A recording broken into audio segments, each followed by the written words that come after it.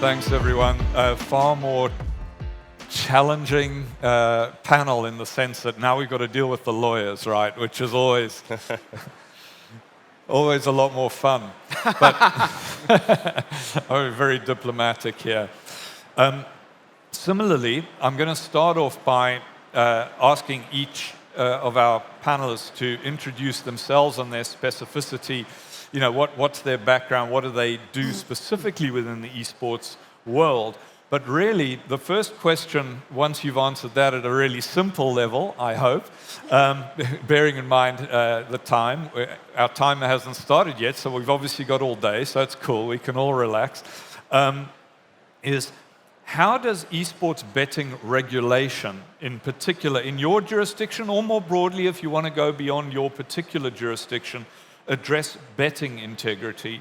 And I mean that from a better point of view, you know, the regulation of the betting companies themselves, but also from the participant point of view, the players in particular, those who can influence the outcome, right? And we'll start with you, Michelle, and then we'll move down the row like this. Thank you.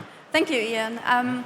So for those of you who don't know, I'm a lawyer in Germany, so the jurisdiction I'll be covering mostly with my knowledge is Germany, obviously. And so in regards to the integrity and the risks on that, operators, sports betting operators have to hand in certain documents and evidences that they actually do combat the risks of integrity, such as fraud or money laundering, but also manipulation, match fixing.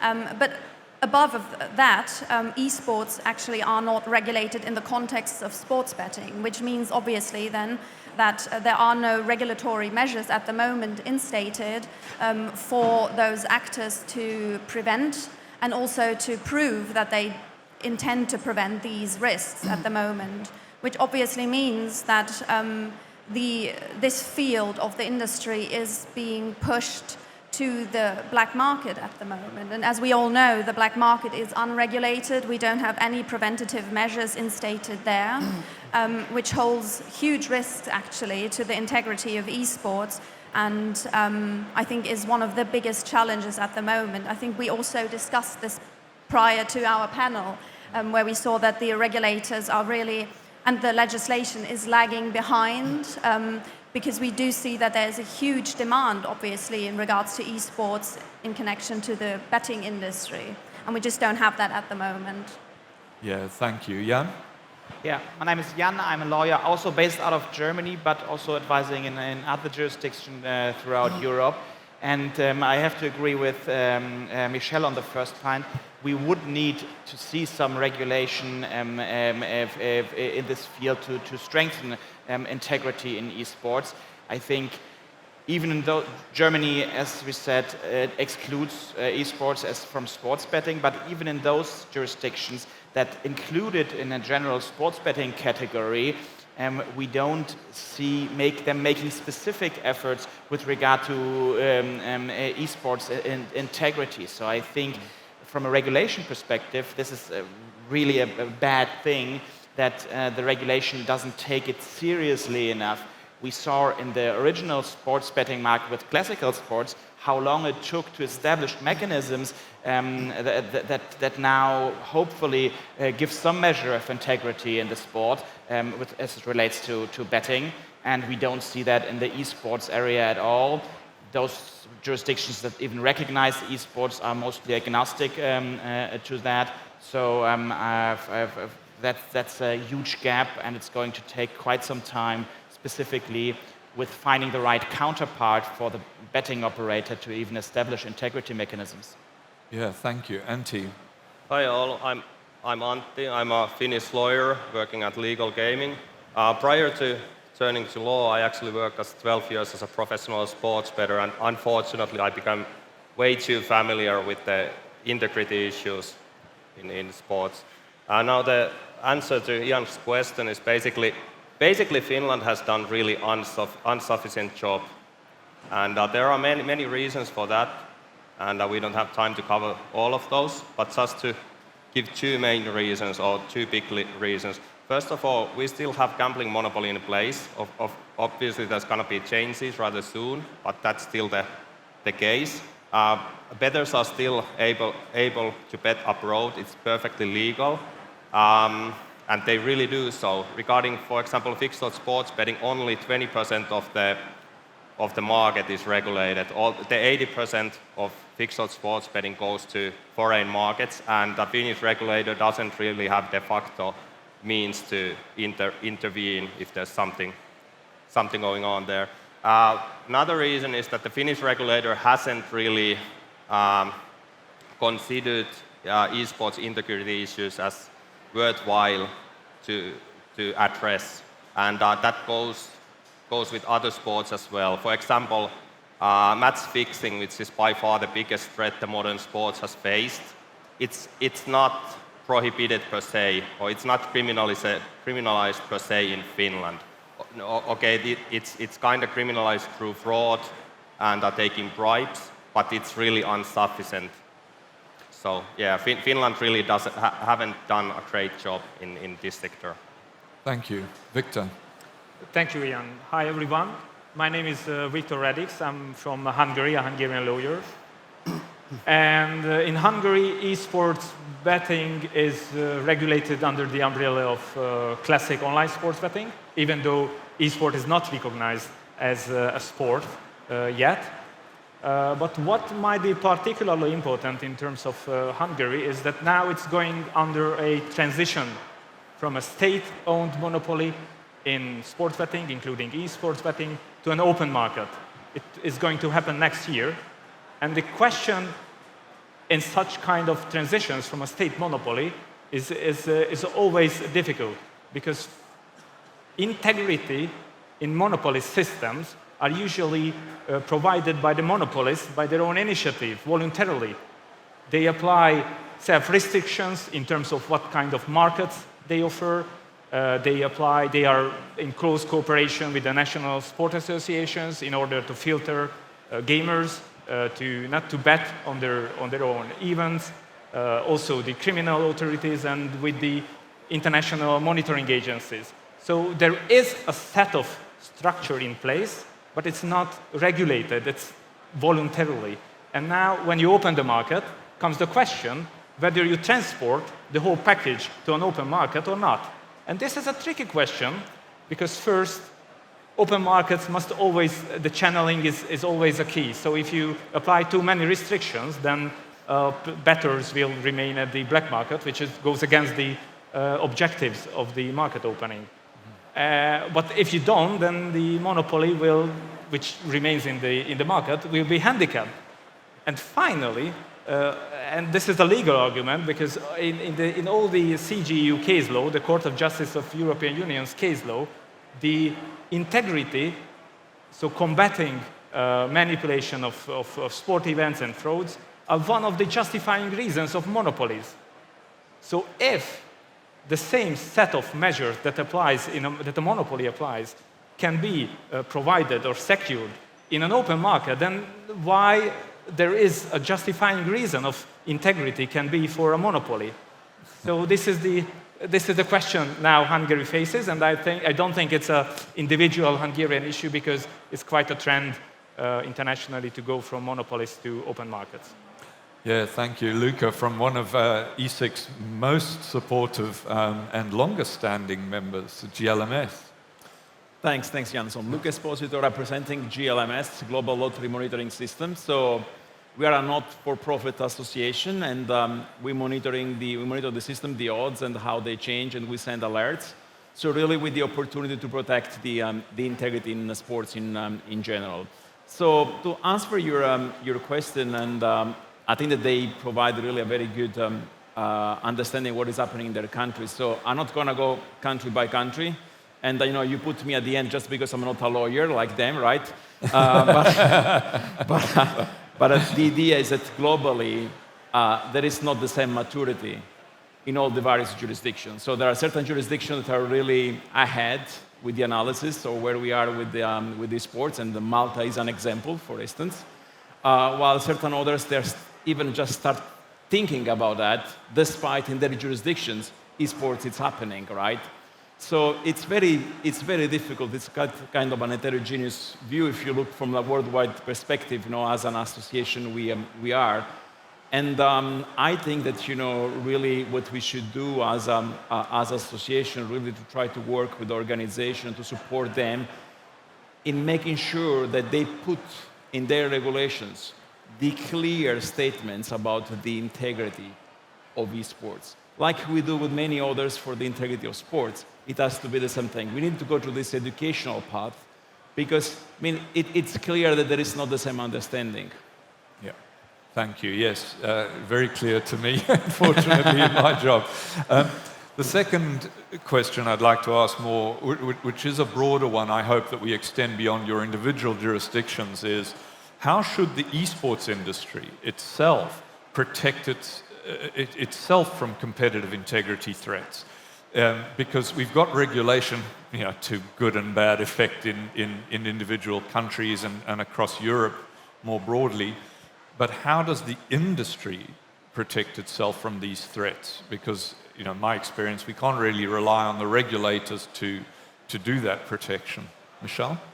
Yes, thank you. So, as you indicated, the esports and betting on esports is highly unregulated at the moment, which means that all of those risks and pitfalls that come along with unregulated markets, especially in the digital environment, apply at the moment still to the esports industry. So, as mentioned previously, I think the open dialogue between associations, the operators, the industry, but also regulators is very important.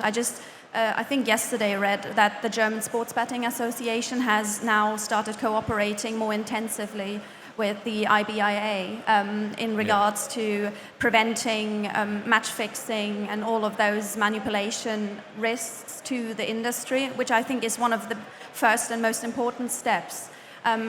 We've seen in Germany especially that in the gambling sector, so slots, poker, casino, but also sports betting, that due to this total prohibition regulation, the market has been pushed completely to the black market, which led to a complete lack of trust between the actors, so between operators and themselves and the regulators, and obviously also between or from the consumers. And it's important, I think, to not make the same mistake again with esports, so that the esport operators and sports betting operators don't just simply refer back to the fact that there's no regulation in place, but to actively go forward or step forward to understand that they also obviously have a huge advantage in implementing those measures that would prevent manipulation, because they don't have anything from or get anything from, for example, match fixing, obviously. Yeah. Thank you. Jan? Yes, I think one of the biggest stakeholder that in the industry that should move towards a better approach is also the publishers. Because who is going to have access to the player data that's actually going to prevent match fixing? It's going to be the publishers. What we see at the moment is that publishers still push away from gambling because they fear issues around regulation. Loot boxes, stuff like that, where they are near gambling, their reflex is to push away. So what I would like to see, what I think would be an improvement, is an opening up of the publishers towards esports and also towards gambling operators such as sports betting providers. Recognize that at least some elements there is an overlap, and to avoid what will inevitably come at the end, a really strict regulation that is going to also involve the publishers, for them to move towards a regulated and with a high standard of integrity betting market with regard to esports. So that's I think where I see the most need for movement next to the regulator just mentioned by Michelle. Thank you. Antti? Yeah, I'm kind of taking a step back from the previous talks. The main thing that has to be done first is that there's way too much naivety and blindness among the key stakeholders, among the industry itself. It has to be made clear that this is a real problem. We have integrity problems, and esports is still fastly growing. The situation is just gonna get worse. You can look for, bigger sports, football or soccer, whichever you prefer, basketball, or whatever. There's lots of match fixing and other issues, and esports is not immune for those. It's just when esports grows, the situation is just gonna get worse. So the first thing to do is to actually realize the situation where we are. We have great actors like Jan's Eurosports Integrity Commission, but they lack resources, they lack proper authority. They can only do that much. You really need more. More has to be done, or otherwise, it's not gonna get any better. Thank you. Viktor? Thank you. I fully agree with Antti in terms of the first step would be for all stakeholders to face the issue, that this is a significant issue. If you take a look at the Q3 report of IBIA, which is one of the largest monitoring agencies, they had 76 alerts in terms of suspicious activities on bets in Q3, and 16 of them, so almost a quarter of them, were esport related. So everybody must face it that this is an issue present in this industry. And what can they do? I don't think there is a holy grail. Prevention, education, monitoring, and probably sanctioning are the key. Here I would put some emphasis on the education. In the previous panel, I have heard from industry players that the average esport player or bettor is not an average youth, but they live their lives online. So probably to educate on the responsibility they have in terms of the integrity, in terms of fraud, in terms of cheating, should be more emphasized. Because let's face it, and this goes back to the last point, the sanctioning. These kind of cheats are criminal acts. So there are, in some countries even, there are specific delicts for manipulation of sporting events. So I'm not sure that this is well educated in all parties involved.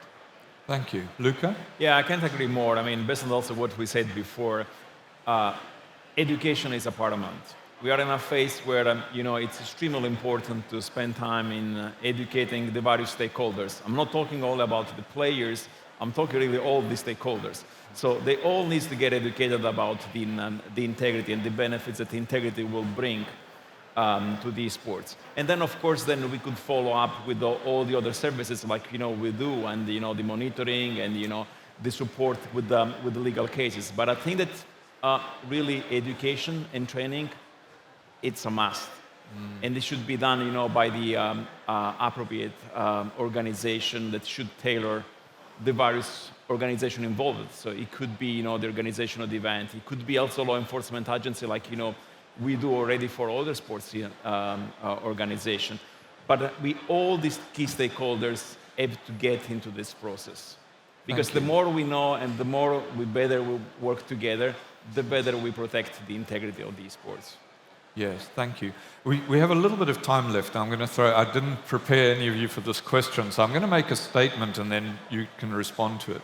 One of the issues with esport, as with many sports, is the global nature of this interconnectedness, particularly with respect to betting, is that you can have teams from two different countries playing a tournament in a third country, where if it's on a server in a fourth country, where the data companies and betting operators are in multiple other countries. And yet at a regulatory level, as we all know, it's done country by country by country. There's very little regional or even, and practically no global coordination in this.